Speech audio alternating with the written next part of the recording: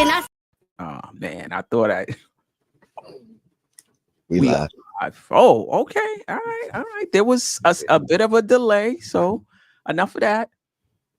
Salute Nick family. Welcome to Lunchtime Live Late Edition. Things change on a weekly basis. We hope to go during your lunchtime, 12 p.m. on this channel, 1 p.m. on Knicks and Bruises. It didn't work out today. We're gonna go 2:45 on this channel, then we'll go probably in the evening, right? 5 o'clock. Yeah, 5 o'clock or so. On your channel. Before I get to Tone, today we're talking about what the Knicks need to do to navigate expectations to go from being a championship contender on paper to having that championship parade. I think this is the first season where the Knicks enter the season with a lot of expectations from themselves, the fan base, the organization, media. 60 wins, second in the Eastern Conference, maybe even first if things break right. The signing of Mikal Bridges and OG Anunoby, the Knicks can knock off Boston, get to the Eastern Conference, to the NBA Finals. A lot of expectations on the New York Knicks. Is one thing to be the underdog, is one thing to have teams not talk about you and be a surprise. Mm-hmm. Is something totally different to start the season with high expectations. So we'll talk about, how we think the Knicks will navigate that, and we'll talk about that on multiple fronts. But before we get into that, Tony Crowe, Knicks and Bruises, how are you? Peace, Queen. Shout out to the chat. Yo, Black is time. I love the way you broke that down. About difference between being an underdog or being under the radar, sneaking up on teams, and now we here. The Knicks went all in, in a sense, and the expectations are here, not just from the fan base, not just from the organization, but from the outside. You know what I mean? Other teams, other execs, the betting sites, as you know what I mean. They all recognize we're a threat.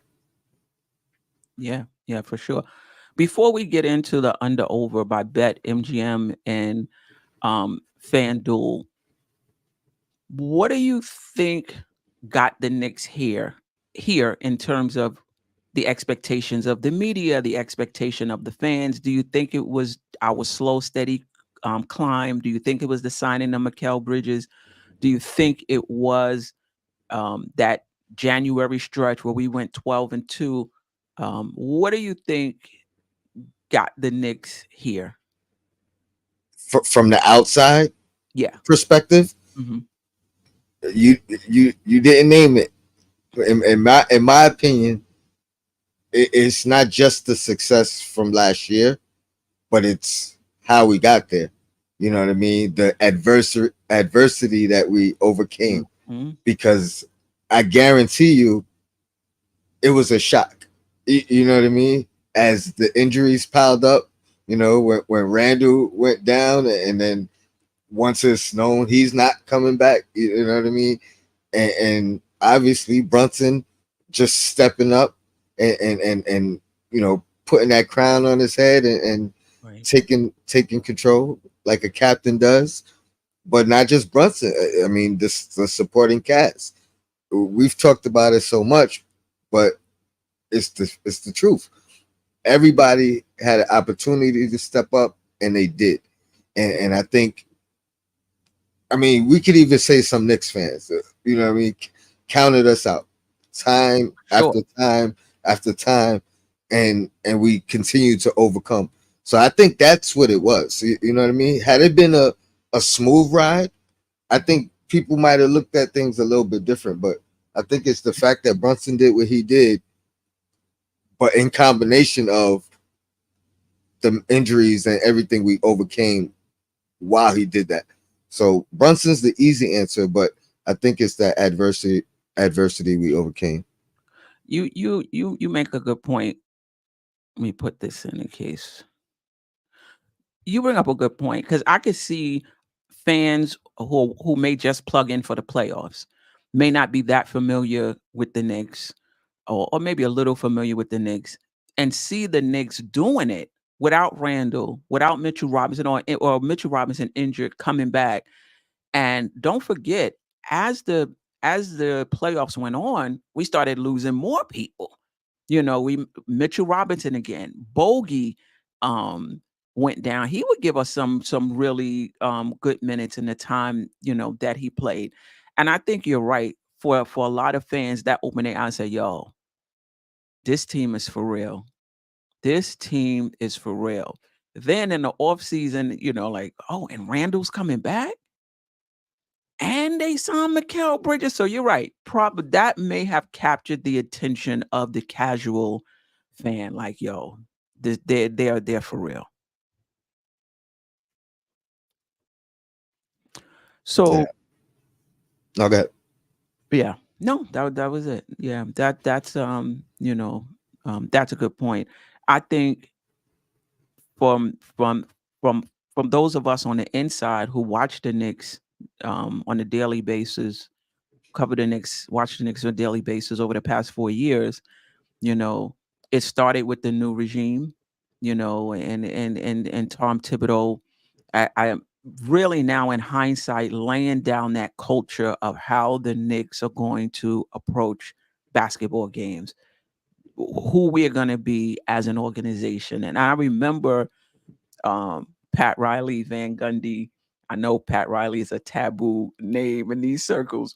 Would often say you have to have championship habits before you become a champion. You can't just wait until you have the roster on paper, like, all right, now we're going to start putting these habits in. No, you start with the habits even before you have the players. And I think that's what we did when Tom Thibodeau came. And I think that's a lot of what got us here. And then, of course, talent. Randle. The Knicks have been fortunate for all of the bad luck we've had, missed draft picks, signing free agents who didn't get injured or don't play the way they've played in other places. We're all excited and they get here and they don't play as well. We've been very fortunate at signing a few players who broke out basically once they came to the Knicks. Julius Randle, Jalen Brunson, DiVincenzo, and maybe even now Mikal Bridges. We shall see. So I think we've been very fortunate because we've talked about this a few seasons ago. How are we going to be a championship contending team if we don't have stars? You need stars to compete in this league. And then Randall blows up, and then Brunson comes over and blows up, and then here we are. And then we surround them with high-level role players with upside to be even more than that. So yeah, the Knicks are in a good place. Anything else you want to add before we get to the over/under?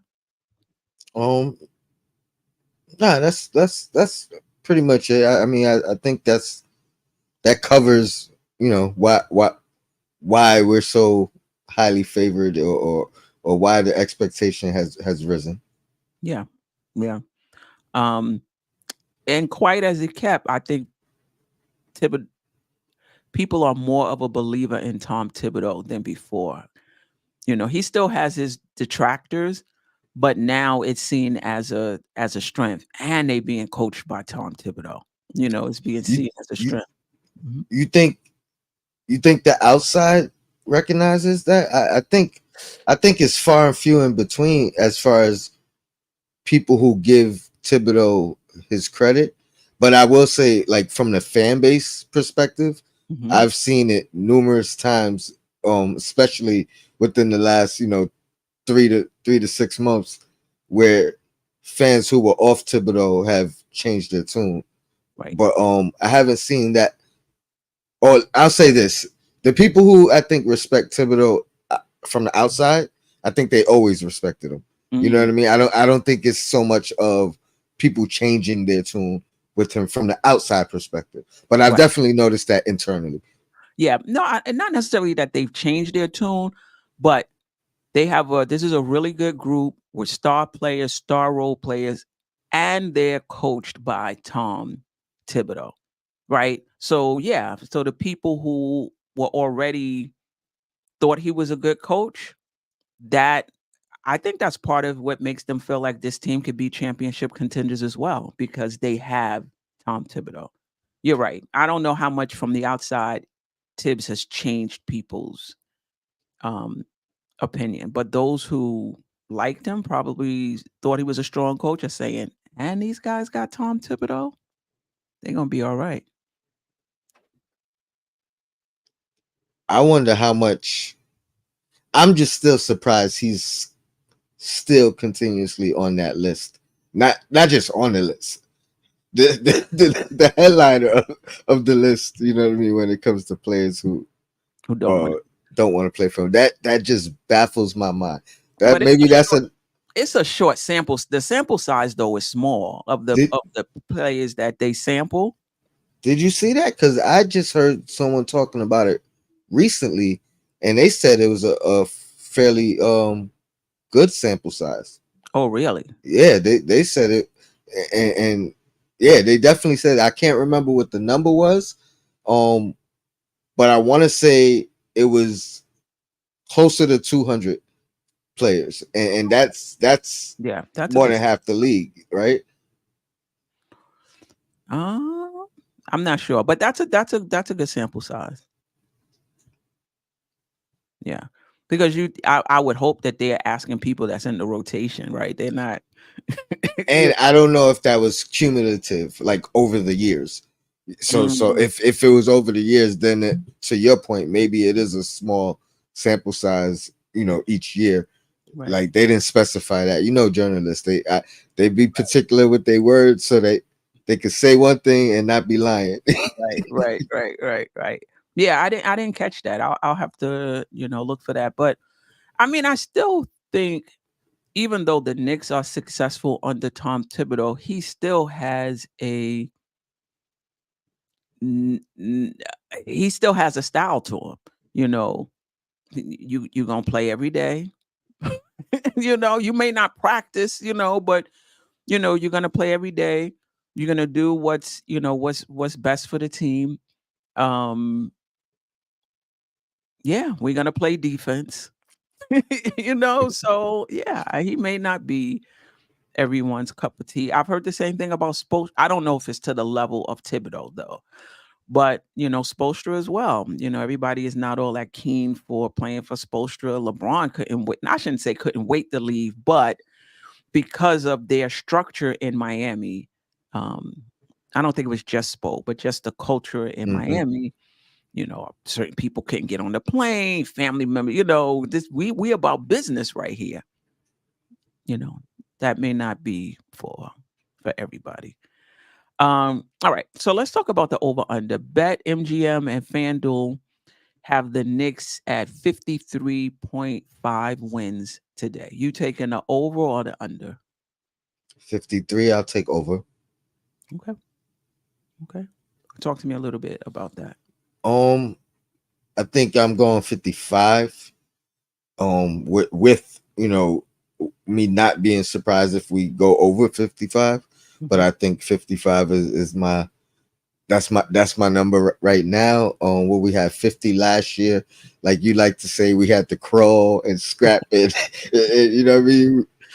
Work our way, but we got it. So I assume we are healthier this year than last year, and I mean, I know people like to say the East got better, but this is an argument that I've made in in the Bleacher Report chat.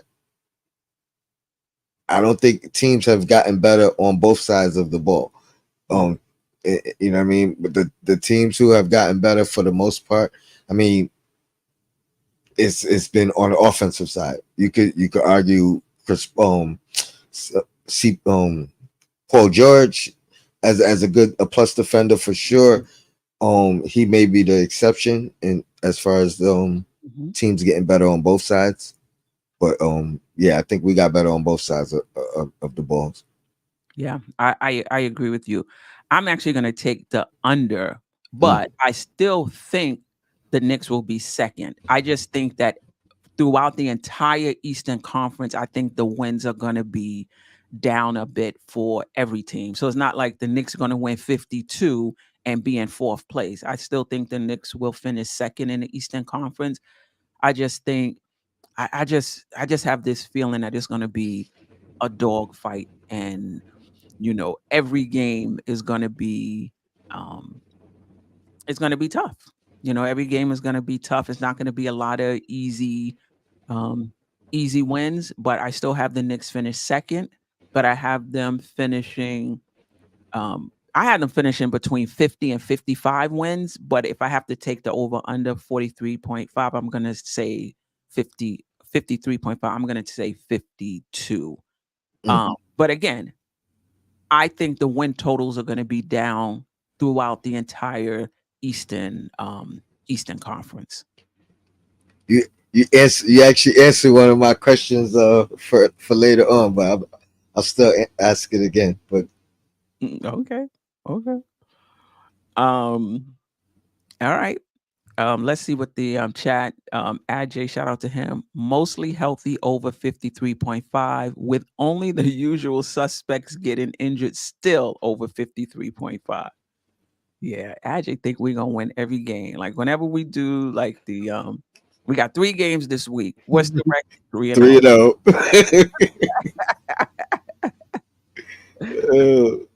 Knicks 100, a GM said he can make an argument for anyone winning this conference. I don't know if I can make the argument for anyone winning the conference, but I think it's closer than a lot of people think. Like I have New York, Milwaukee, Philly, and of course Boston as the top 4 teams in the East, but Cleveland's going to have a lot to say about that. Miami's going to have a lot to say about that. Indiana's going to have a lot to say about that, and so is Orlando. And I'm just saying, if everybody on every team is healthy. Obviously, once you start getting into injuries and missing games, and for us, maybe not getting off to a slow start, but certain players not being 100% coming out the gate and having to work their way in, it can change things. But this is going to be tight. I think, and it was tight last year. I think it was like a game or two separated the second seed from the 4th or 5th seed. I think it's going to be similar. Kerry Cox, shout out to you. 55 to 57 wins if healthy. Sharice Duncan, 60 to 22, and she's not the only one that I've heard the 60. That's what I want to say so bad, but I'm like, don't be cocky. Don't be cocky. You feel the Knicks don't win 60 if healthy, say it. But 55, that feels safe to me. That feels like a safe note. But I want to say 60. So shout out to you, Sharice. Yeah. Kerry Cox says Kessler will be a Knick by the trade deadline. We shall see, and we'll get into that later, because the season, believe it or not, preseason is only what 5 weeks away, perhaps. So we'll start moving into talking more about the upcoming season and how the Knicks match up against the Eastern Conference teams. We'll talk about preseason more in depth and any particular roster changes, but I'll say briefly about the Knicks trying to get a center at the trade deadline, or if someone gets injured, you're going to have to pay the price. You're going to have to pay the piper. Especially when they know the desperation you're in. Correct. Yeah, exactly. Well, I appreciate you. 57 wins within Eastern Conference Finals. We need to fill that gap at center. We talked about that a little bit on Dope Soul Sports Talk, the Just Knickin' It weekly show, I should say. Fred Katz of The Athletic had a great article on minutes distribution and why, if the Knicks want to get Devo and Hart, 2 of their best players, on the floor for at least 25 minutes, they're going to have to play a small ball lineup for at least 8 minutes a game. Otherwise, it's going to be really difficult to do that. And he said that may be why they've been reluctant to bring in another center to take up 20 minutes. because if Mitchell Robinson is playing 28 and that center is playing 20, that's all your center minutes, no small ball minutes. Then Hart and DiVincenzo will get even less minutes. So yeah, it was an interesting article. I kept hearing about it. I haven't seen it, but the fact that only 8, like I would have thought it needed more. So the fact that he broke it down that precise, I think 8 is 5. If to get 25, yeah, to get minutes, yeah, but that's 8 is doable. 8 is doable. Yeah, 4, and that's 4.5. Yeah. Knicks 100 a GM likes Okiki. I like him too. He'll be situational. Listen, anything can happen, right? Remember, Quickly wasn't supposed to play that much his rookie season, and he came in and snatched about 20 minutes, right? So let's just see if he makes the roster. An Exhibit 10 is more like a training camp invite. But he's had significant minutes in the NBA with the Orlando Magic, so he can play. More defensive glue guy than an offensive juggernaut for sure. But just having these situational players that can step into your rotation and give you something is exciting. So we shall see. All right, so let's talk about the Knicks navigating expectations. We talked about this in the intro. It's one thing to come into a season. Let's see how it goes. And you're the underdog or nobody's really expecting much, and then you overachieve. It's something totally different to go into a season with the expectations the Knicks have right now. 60 wins, the finals, at least the Eastern Conference finals.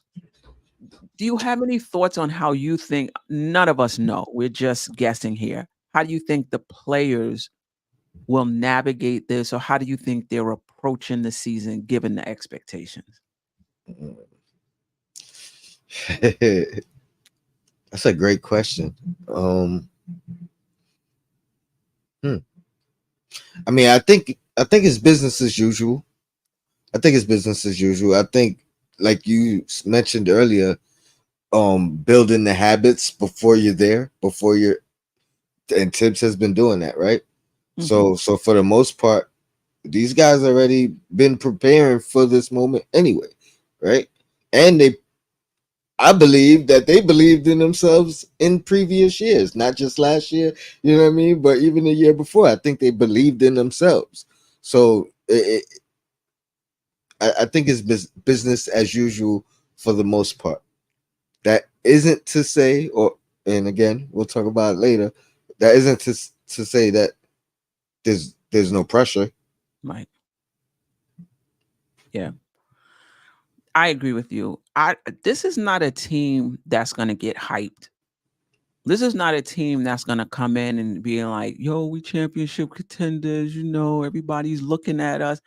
Yeah, I think they're level-headed. They know that it's always about winning a championship. It was about winning a championship last season when people, even in our own chat didn't think they were championship contenders, right? So I think the mindset is the same. And I think Brunson said as much in one of his, I don't know if it was a podcast or an interview. He's like, something like, I'm paraphrasing, he's not worried about being championship contender. He's just worried about coming in, playing, and as a team, getting better each game. Like just taking that approach. How can we get better each game? So yeah, I think that's going to be their approach coming out of training camp. However, it's going to be interesting if they're not meeting expectations for whatever reason. And there's a lot of backlash from the fans and there's a lot of backlash from the media. Will they start to get a little tight? Will they press a little bit? Any thoughts on that? It's tough because, again, I feel like they've gone through this before, right? Now, granted, this is a new team. We got new additions. We reacclimated Randle and everything. But it's really about Thibodeau, right? But and these are the things that he preaches. Like every press conference after the game, it's the same. Like you're really gonna get anything new from him. You know what I mean? You could probably just watch the first one and just repeat that every game. You know what I mean? Like you don't even gotta watch him because what he says is exactly the same. You talked about getting better each day. How can we improve from this? Not getting too high, not getting too low. You know what I mean? So I think everything. It's tough because I don't.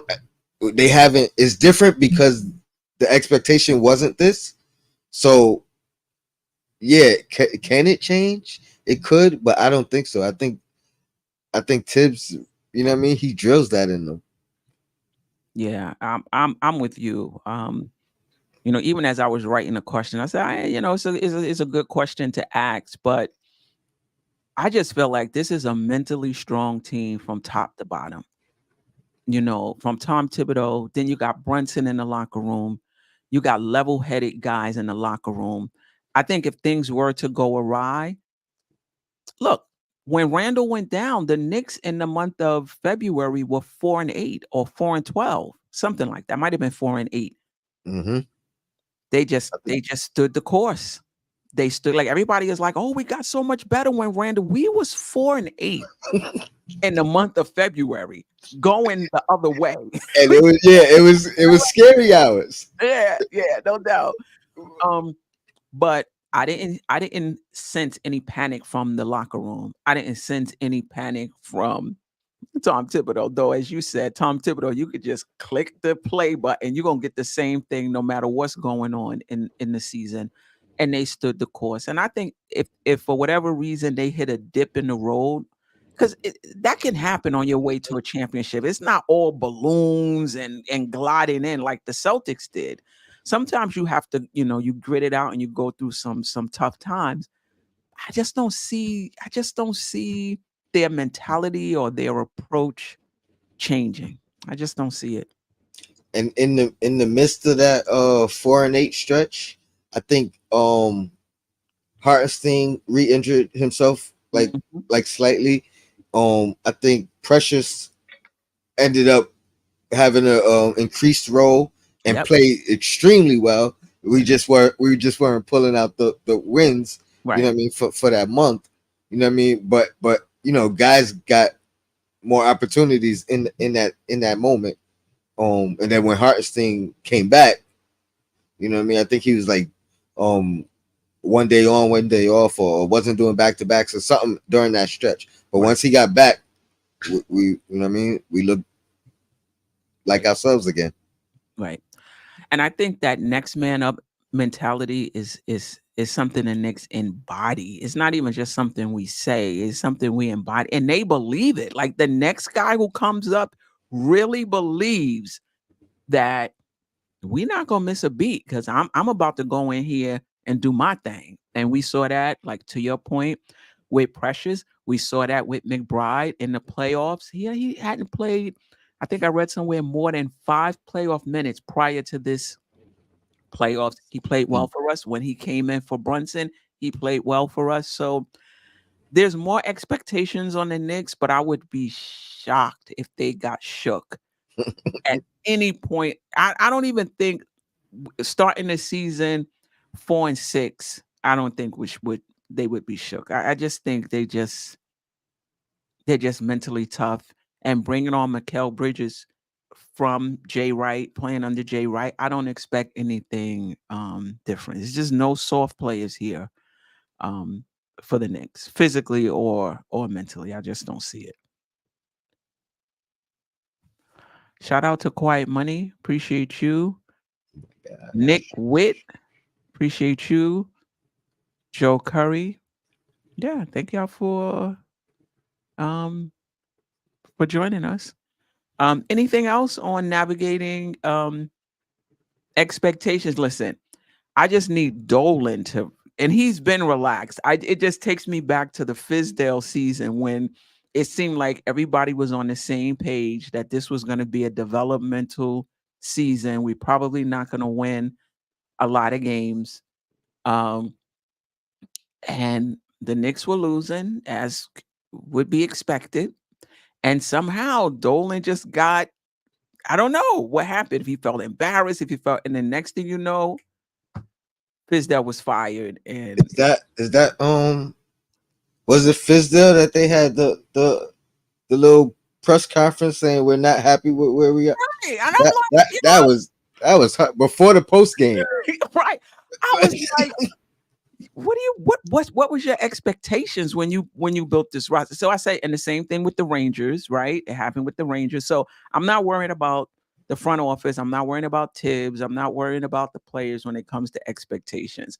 I just need Dolan. If we hit a little bump in the road, I need Dolan to continue doing what he's been doing the past few seasons, which is just relax and be along for the ride. It's going to work out okay. Don't panic. So here's what I'll say about that. I'm not worried about Dolan in this aspect. Like, you make a good point, because of the higher expectations, he would be more warranted to do something like that now than at that time, considering where we were, who we were, you know what I mean, and things of that. But the reason I'm not worried about Dolan in that aspect, because I think what happened then, even if Dolan came down and said he's not happy with where they are, he's not going to do that in a press conference. He's going to talk to Leon Rose. Right. He's going to talk to West. You know what I mean? Which I think he did before. The difference was those guys were scared for their jobs and threw the coach under the bus. Right. You know what I mean? So even if he says something now, it wouldn't be public. You know what I mean? It would be a private. That's a great point. So we might not even know about it. Is my point. Yeah. Like those guys were scared for their lives, scared for their jobs. So they was just like, all right, we got to let the world know we're not happy. You know what I mean? So I think that's how. What was your expectation? This is what you expected, right? Anyway, is health the only thing the Knicks have to move past, or not necessarily move past? Is health the only concern for the Knicks getting past the second round? It's the biggest concern for sure. Like if there's a pecking order, that's definitely number one on the list. What are some other things? I mean, I think they have more things in their favor than against them. I guess the only other thing is how, because we all feel like that small ball lineup is gonna have to be a intricate part of our offense. The question, I wouldn't say concern, but the question is, how successful is it? You know what I mean? How successful is it? How much does Tibbs utilize it? But other than that, you know what I mean? So you could couple that with, like, do we need, like, is that center position, that backup center, is that a need, or is that something we can navigate through, and how successful can we do it? You know what I mean? Do it without making a move. So I think that would be number two for me. Yeah. I can't disagree. Yeah, that's it. Health and small ball. And the reason why I say that is, in the playoffs, as you know, you're playing a team 4 to 7 times. They know you inside out.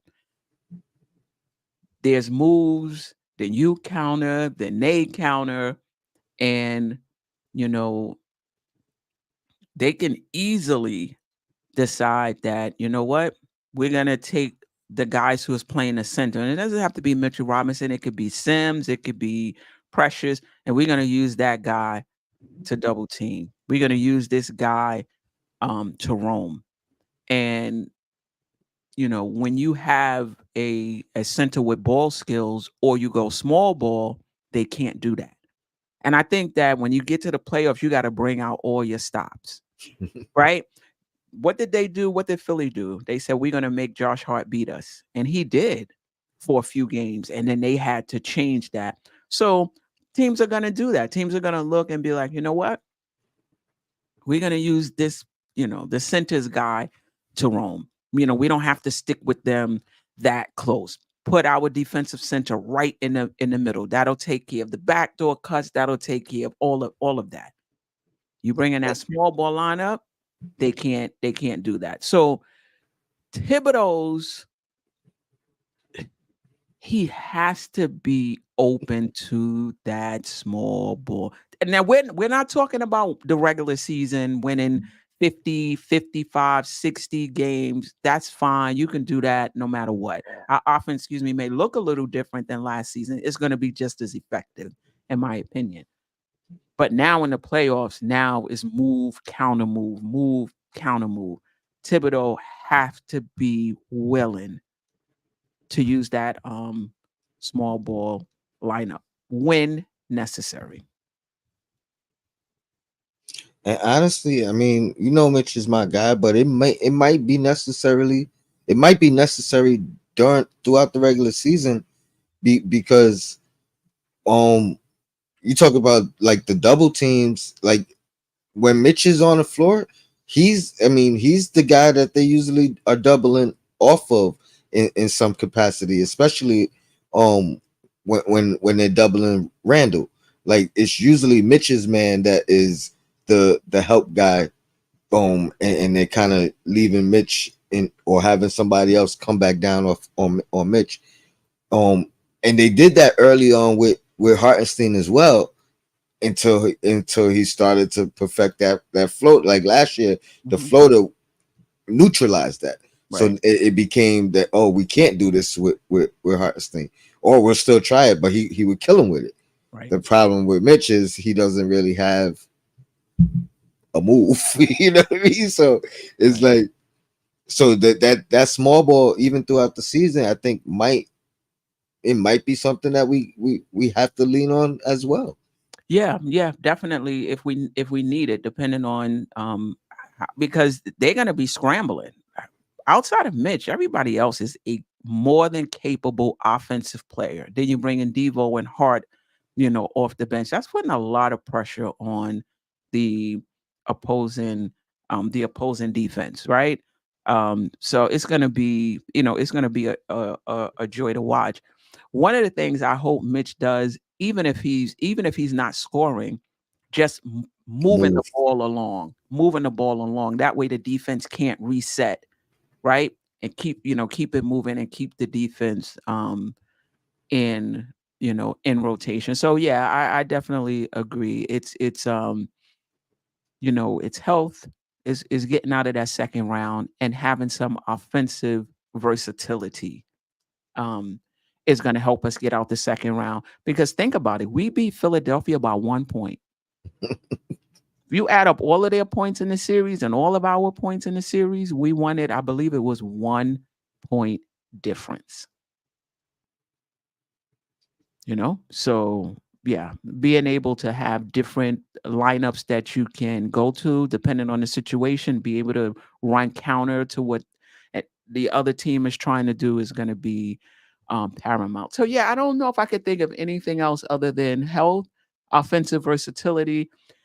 Obviously we can speak to chemistry, but I just think by the time we get to the playoffs, chemistry is going to be set. I mean, maybe the first few games of the season, they may have to work some kinks out because everybody is a capable scorer for the most part. By the time we get to the playoffs, and that's going to be worked out. And that's even if we have a grace period or some time where we got to figure it out, I think we ultimately still have a head start in that area when it comes to other teams and their additions. Yeah. Well, that was my next question. In your opinion, what gives the Knicks a better shot at beating Boston than Philly and Milwaukee? And that could be tangibles or intangibles. What do you think gives the Knicks a leg up on the other teams in terms of beating Boston? Well, for the most part, I mean, everybody is either in their prime or entering their prime, or still got a little bit of ways to get to their prime. Like, nobody is past their prime. on the squad. Like, so the trajectory of every player is still upward. Right. I don't know if you could say that about, well, you definitely can't say that about Milwaukee. Right. You definitely can't say that about Philadelphia. So that's one thing that I think gives us an edge over those two. That chemistry, like I just mentioned, I think we have a head start in that area, even if it's not hitting the ground running. I think we figured things out a lot faster than some of the other teams that have made these additions. I would give Milwaukee the edge in that area over Philadelphia for the simple fact that coming off a full year with Dame and Giannis together, right. Obviously that, that was an issue last year. I don't expect that to be the same issue this year. Yeah. So I think that should be better. But even with that, I give us the edge over them. I'll stick with those right now off the top of my head. You know what I mean? Yeah, I mean, to add to what you said, I agree with that. I would also add our ability to defend the wing. Yeah, no, it's fine. Our ability to defend the wing. I guess Philly would be okay if they put Maxey at the 1, Oubre at the 2, Paul George at the 3.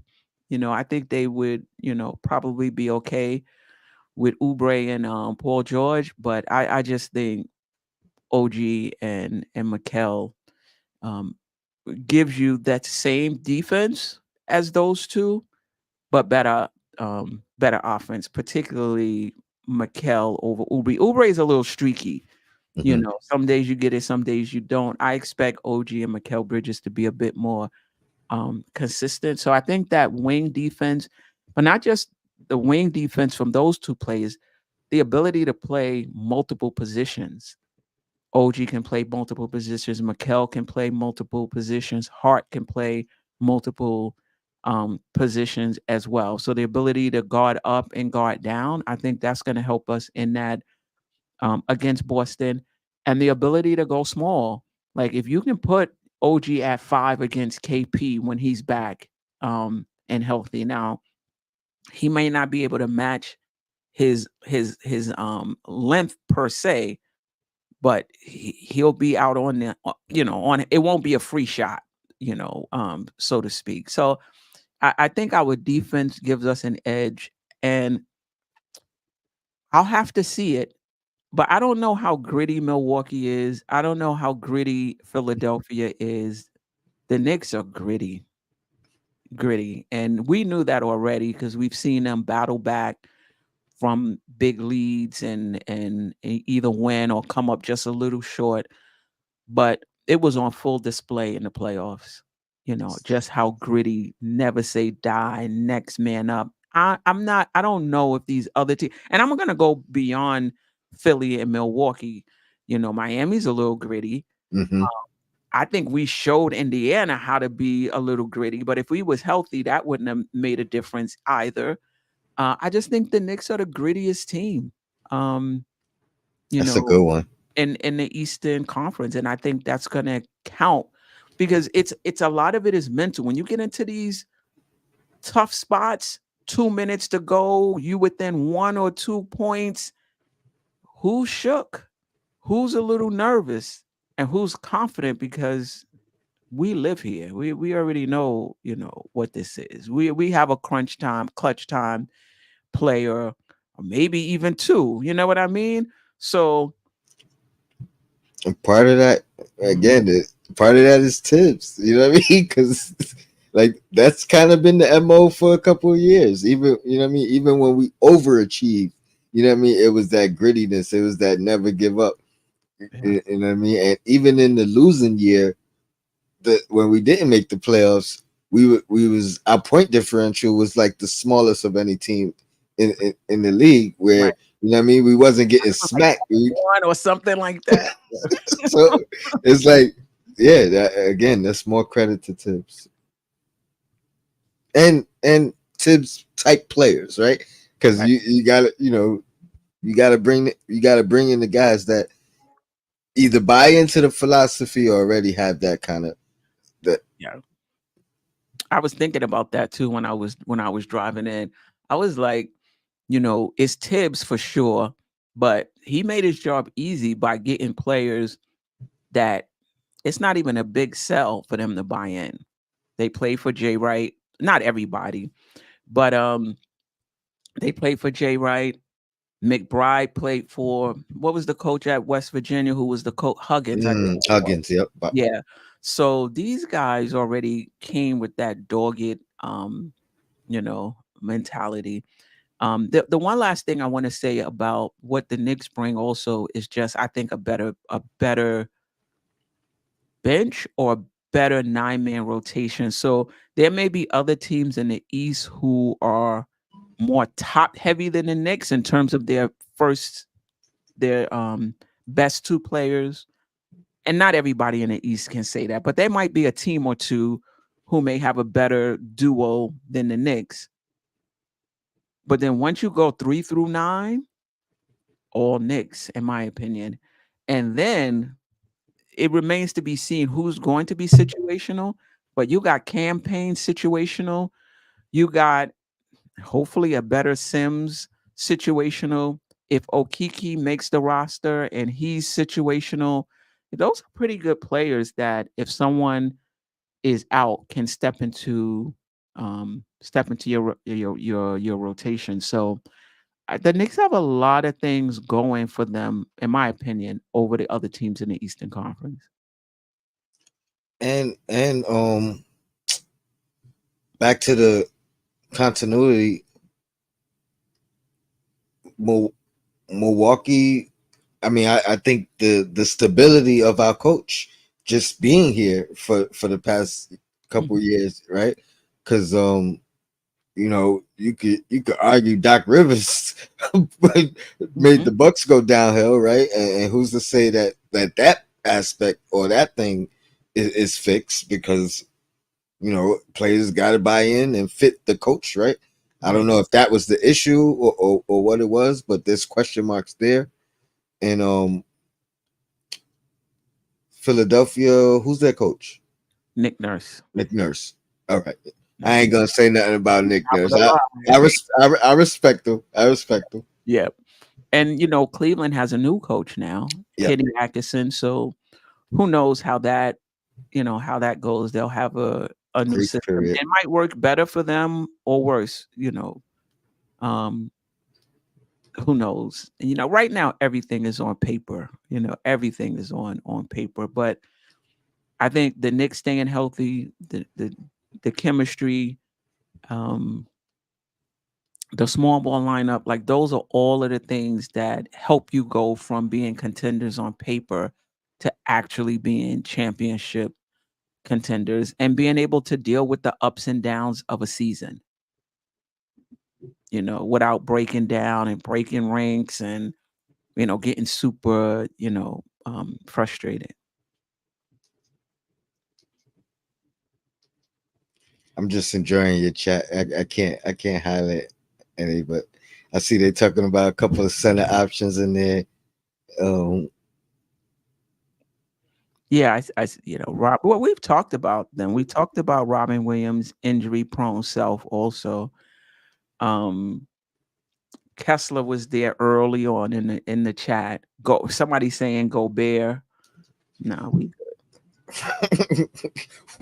Yeah, I'll stick with Mitch. Yeah, because I think Gobert because you're adding money into the factor, right? It's not just Mitch versus Gobert, right? No. They you don't even want to talk. You don't want to even No, when you say you'll stick with Mitch, it's because you're adding money into the equation. Well, yeah. Well, not just that. But the rumors or the talk that's been out there is Mitch and Randle. Again, it's not even worth discussing. No. But you're not going to be any center option, in my opinion, cannot come at the expense of including Randle in the package. Randle is our. It remains to be seen with Bridges, but as of right now, on paper, from what we know, he is a legitimate second option with gravity, and you need that. We saw what it was like for Brunson in the playoffs, being the only one that can pretty much create for himself and others consistently. It's too much of a load. Randle is going to take that load right off of him. Mikal Bridges may prove to be just as good an option doing that as well. We shall see. We shall see. Let's talk about Fred Katz did I think he did a mailbag. Fred Katz of the Athletic. But one of the questions was on Randle, and it was something about the Knicks being better without Randle. And he went on to point out that the Knicks won 63% of their games Randle played, and they won 58% of the ones he didn't play. And he also went on to say that a lot of fans are talking about how the offense was different, more ball movement, more cutting. And he went on to point out that that was a stylistic difference, that the Knicks did change their style when Randle was out. However, the offense was still basically 6 points per 100 possessions better when Randle was on the court last season. And I thought that was a good point to make the distinction between the style of your offense and the effectiveness of your offense. It was a better style. It was an open style. It was more pleasing to watch, but we still scored less points per 100 possessions without Randle. And coming in this season with Randle and Mitch, it may not be as free flowing as it was last season, but it doesn't mean it won't be as effective. And I think that's the most important thing, effectiveness. We had Randle, Brunson, and RJ. We were still top 10 in offense, so it may look different, but I think it'll still be effective. Any thoughts on that before we get out of here? I'm just glad he pointed it out and you caught it, because it's hard defending Randle sometimes. Yeah. So and like Julius said, I'm just tired. I'm tired of the Randle hate. Yeah. Just like can we enjoy this ride? Right. And see where where it stops. Yeah. No doubt. That's all I have for today. I just want to shout out a few people in the chat, and then you could talk about what we're doing next. Joe Curry, appreciate you. My Holy King, appreciate you. Knicks 100 of GM, Kerry Cox, Ajay, Nick Yak in the house. Appreciate you, Bob. Who else? I think is that Everett Sherman was in the house earlier. Andrew K. I haven't seen Andrew in a minute. Appreciate you joining us. Coach was in the building early. Appreciate you. Bang USA Sports. Appreciate you. Sharice with the 60 piece for the Knicks. Walter White. Kadeem Wright. I think I got everybody. If I didn't, my apologies. Y'all know my condition. Tony, what's up? What's up next? We're gonna talk about we just talked about the expectations, right? And how they rose. So we're gonna talk about the pressure. Bleacher Report, they did an article talking about what Knicks are under the most pressure. So we're gonna see what they're saying, and then we're gonna see if we agree and give our thoughts on who might be under the most pressure this year. I mean, it's a couple of categories, couple of people I got under there, like, and again, this is not saying just because some of our guys may not feel the pressure, that don't mean there's no pressure. Right. You know what I mean? Like we definitely have a good group that, like you said, they strong-minded. They're not gonna fold under the pressure.